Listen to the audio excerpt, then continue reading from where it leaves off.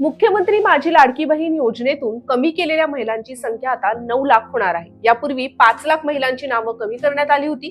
आता नव्याने 4 लाख महिलांची संख्या कमी होणार असल्याची माहिती आहे। त्यामुळे राज्य सरकारच्या 945 कोटी रुपयांची बचत होणार असल्याची माहिती आहे।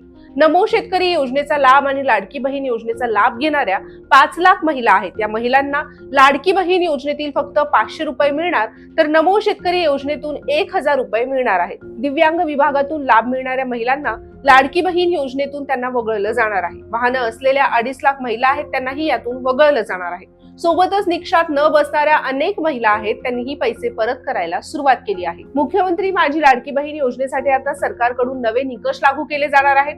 पात्र महिलांनाच योजनेचा लाभ मिळावा यासाठी सरकारकडून आता कठोर पावलं उचलली जाणार आहेत। लाडकी बहीण योजनेतील लाभार्थी महिलांना दरवर्षी जून महिन्यामध्ये बँकेमध्ये केवायसी करून हयातीचा दाखला सुद्धा जोडावा लागणार आहे। दरवर्षी 1 जून ते 1 जुलै दरम्यान केवायसी करावी लागणार आहे।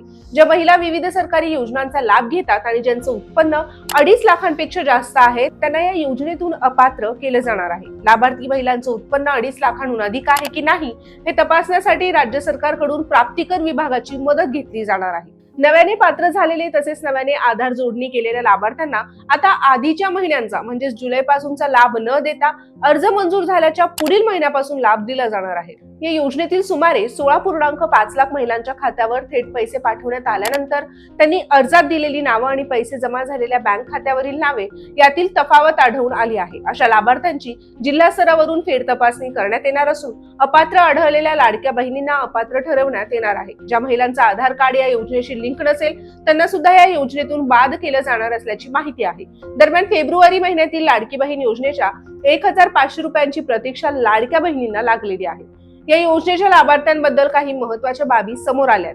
राज्यभरातील लाडकी बहीण योजनेच्या 2.5 कोटी लाभार्थ्यांच्या विश्लेषणात या योजनेचा जवळपास 83% लाभार्थी महिला या विवाहित असल्याचं समोर आलं आहे, तर अविवाहित लाभार्थी 11.8% आणि विधवा लाभार्थी 4.7% आहे।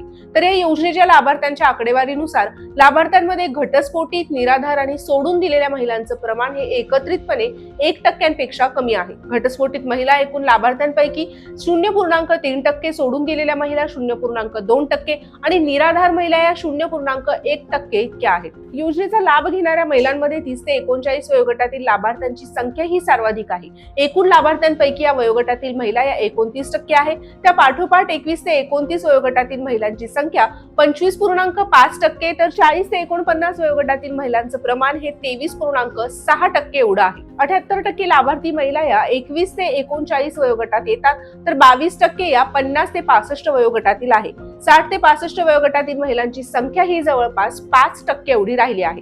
मुख्यमंत्री माझी लाडकी बहीण योजनेच्या अर्जांच्या बाबतीत पुणे अव्वल राहिला आहे। पुणे जिल्ह्यामध्ये सर्वाधिक अर्जदार नोंदवले गेले आहेत। यानंतर नाशिक आणि अहमदनगरचा सुद्धा क्रमांक लागतो। तर कोकण विभागातील सिंधुदुर्ग येथे सर्वात कमी महिलांनी या योजनेच्या लाभासाठी अर्ज केलाय। तर विदर्भाचा विचार करायचा झाल्यास इथे गडचिरोली येथे सर्वात कमी अर्ज प्राप्त झालेले आहेत। मंडळी, ही माहिती तुम्हाला कशी वाटली हे आम्हाला कमेंट बॉक्समध्ये जरूर कळवा आणि अशाच माहितीसाठी आमच्या चॅनलला सबस्क्राईब करायला विसरू नका।